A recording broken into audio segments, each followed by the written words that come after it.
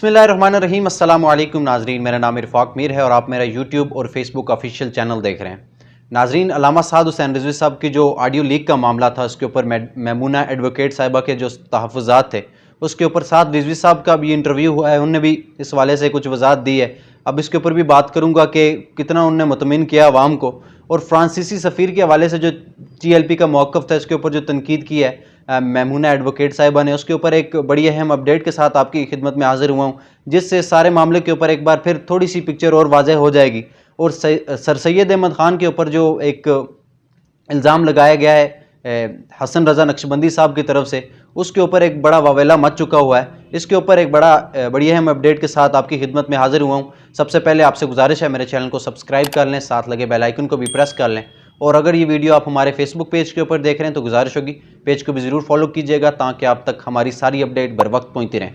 नाज़रीन, सबसे पहले बात करते हैं जो साद हुसैन रिजवी साहब के ऑडियो लीक का मामला था। उसके ऊपर साद हुसैन रिजवी साहब ने से ये सवाल किया गया ऑडियो लीक के मामले के ऊपर आपका क्या मौक़िफ़ था, तो उन्होंने बिल्कुल मना कर दिया। उन्होंने कहा जो भी बंदा जहाँ से बैठे और एक ऑडियो बना दे और हम इसकी कोई वजाहत नहीं देंगे, बात मैदान की होती है। नामूस रसालत और ख़त्म नबूवत के लिए हम पहले भी खड़े थे, आज भी खड़े हैं। तो ये एक वजाहत देगी कि साद हुसैन रिजवी साहब की तरफ से। अब इसके ऊपर ये बात कुछ भी उन्होंने वजाहत नहीं दी। इतनी बड़ी वो ऑडियो आई, इतना बड़ा वावेला भी मचा रहा सोशल मीडिया के ऊपर, तो साद हुसैन रिजवी साहब ने इसको बिल्कुल भी अहमियत नहीं दी। अब ये एक बड़ा अहम चीज़ ये भी है, ये जो ऑडियो थी या जो इल्ज़ामात लगाए जा रहे हैं वो सच हैं या झूठ हैं, वो तो बात की बात है, लेकिन इसके ऊपर एक बिल्कुल बयान देना चाहिए था TLP की क़यादत को। साद हुसैन रिजवी साहब को भी देना चाहिए था। अगर वो अमीर हैं, उनकी मसरूफियात हैं, लेकिन और जितने भी शूरा मेंबर्स हैं या उनकी लीडरशिप में से किसी को इसके ऊपर वजाहत देनी चाहिए थी, क्योंकि ये बड़ा अहम मामला था। और वजाहत, क्योंकि अल्लामा खादिम हुसैन रिजवी साहब भी अपने हर जितने भी उनके ऊपर इल्ज़ामात लगते थे उसके ऊपर वाज़ह तौर पर एक बात करते थे और क्लियर करते थे अवाम को। इसके ऊपर भी TLP के कारकुनान ही बात कर रहे हैं, तो लीडरशिप को भी इसके ऊपर बात करनी चाहिए। और दूसरा, फ्रांसीसी सफ़ीर के हवाले से एक अहम अपडेट आपके सामने रखूँ, अगर आपको याद हो, क्योंकि मैमूना एडवोकेट साहिबा ये कह रही हैं कि जो फ्रांसीसी सफ़ीर के मामले के ऊपर TLP का जो स्टैंड था उसके ऊपर वो पूरा अमल दरामद वो नहीं कर सके और उससे ये पीछे हट गए। और ये बात TLP की क़यादत कर सकती है कि जिस तरह हम इसको इम्प्लीमेंट करवाना चाह रहे थे उस तरह नहीं कर सके, तो बिल्कुल ये बात मैं नहीं कहूँगा कि पीछे हट गई है। आपको अगर याद हो, NA 245 मेरे ख्याल से कराची में इलेक्शन था और उसके ऊपर TLP की पोजीशन बिल्कुल स्ट्रांग हो चुकी थी। आखिरी कुछ पोलिंग स्टेशन का रिजल्ट आना बाकी था और TLP इन लीड थी। और ये सवाल किया गया मुफ्ती कासिम फ़खरी साहब से, वो TLP कराची के अमीर हैं, उनसे ये सवाल किया गया आप अभी जीतने वाले हैं तो क्या आपके तासुरात हैं।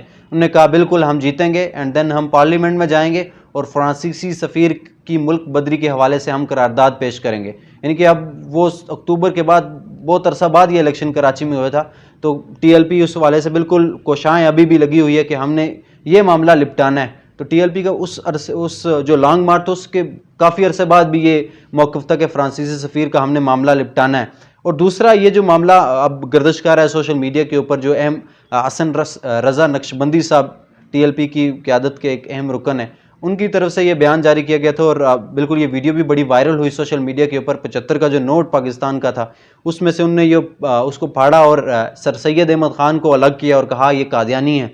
उस हवाले से फिर बड़े बयानात चल चुके हैं सोशल मीडिया के ऊपर, एक अलग सी डिबेट छिड़ चुकी है। और शहीर सियालवी साहब हैं कुछ, उनका नाम भी आ रहा है, पाकिस्तान नज़रियाती पार्टी के ये फाउंडर हैं, उनने अभी रिसेंटली ये पार्टी बनाई है, तो उनका भी एक मौक़िफ़ आया, ये बिल्कुल भी गलत बात कर दी, बेवकूफ़ाना ये स्टेटमेंट है। और तरह तरह के उन्होंने TLP के ऊपर फिर इल्ज़ामात लगाए हैं। और कुछ उलमाए कराम की इस हवाले से सोशल मीडिया के ऊपर शेयर की जा रही हैं तकरीर के सर सैयद अहमद ख़ान के अक़ायद गलत थे जी, वो मौजज़ात को नहीं मानते थे। हज़रत इब्राहीम अलैहिस्सलाम का जो वाक़या, उनको आग में फेंका गया, उनके लिए वो ठंडी हो गई, तो ऐसे मौजज़ात को वो नहीं मानते थे। लेकिन किसी भी आलम ने या ये बात सोशल मीडिया के ऊपर नहीं की जा रही कि वाज़ह तौर पर ये कादियानी का लफ्ज़ उनके लिए नहीं इस्तेमाल किया जा रहा।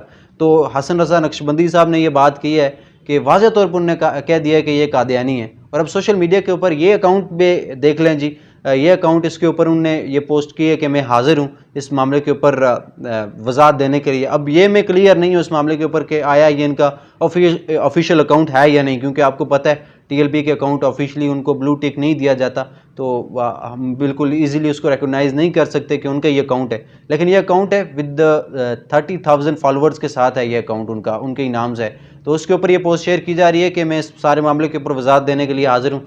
तो ये एक बड़ा अच्छा स्टेटमेंट है, क्योंकि बाकी लोगों के पैगामात या बयानात जारी करना तो अलग बात है, अब इन्होंने खुद बात की हुई है तो बिल्कुल दलील भी दें, साथ बिल्कुल दलील लाएं कि कहाँ से ये कादियानी है या नहीं है, तो इस डिस्कशन को ये जितनी बहुत ज़्यादा फैल चुकी है उसको सम अप किया जाए। तो ये थी नाजरीन सारी अपडेट। कीमती राय का इजहार कमेंट सेक्शन में ज़रूर कीजिएगा। इरफाक मीर को इजाज़त दीजिए। अल्लाह हाफिज़।